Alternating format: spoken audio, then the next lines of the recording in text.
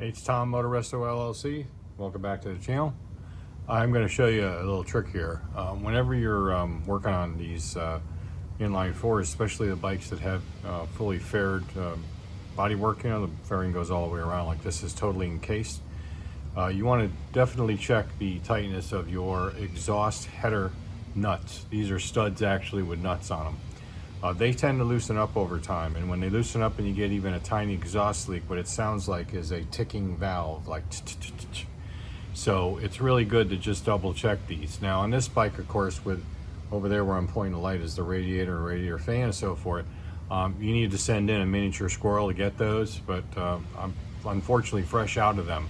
So what I decided to do is make a tool where I could actually get in there to that furthest center one, see if I can zoom up on it, and at least check that one right over there. I'm pretty sure you can see it on the video now. That's the hardest one to get, is that, what is that, number 2 upper. They are staggered at an angle. You know, one's upper, let's say maybe like 10 o'clock and then 4 o'clock position on each one. The other one's pretty easy to get at from the other side, but this one, that's tough. So let me show you what I did. This is what I made for the task at hand.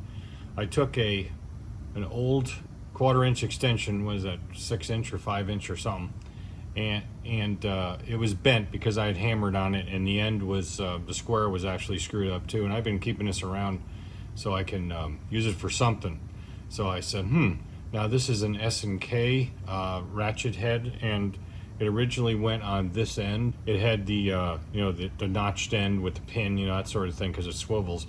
But that was all wore out, and wasn't any point trying to get it replaced on warranty. You know, nowadays they don't warranty jack. So what I did was I cut that off, the end that straddles this section here, and then I took the extension, and on this end I turned it down in a lathe with a carbide bit to 5mm size for 5mm thread, and I used the die and I, you know, made the threads.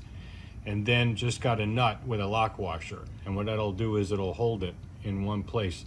The reason why I didn't weld it is I need to flip this around to go to other side. So other side, if I need to go low on one of them, like from the top, then I can't do that without flipping this around, and vice versa on the side that I just showed you.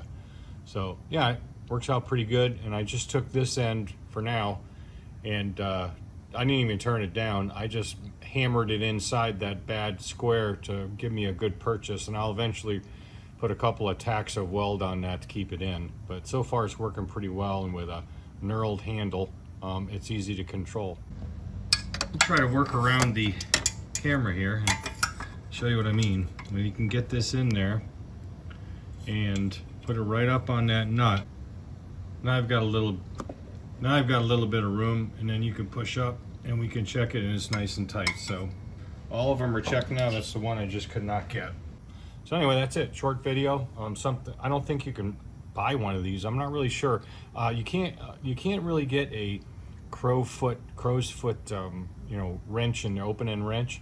There's not enough room to the side of the nut between either one of the other pipes or one pipe itself. If you're on the end of one or number 4, there's just not enough room. So you're gonna have to address it with a socket. I have no idea whether they make these or not. Anybody makes something like this. But if you got some old 1/4 inch drive crap laying around, you can certainly do this, and it works real well. Thanks for watching. Catch you on the next video.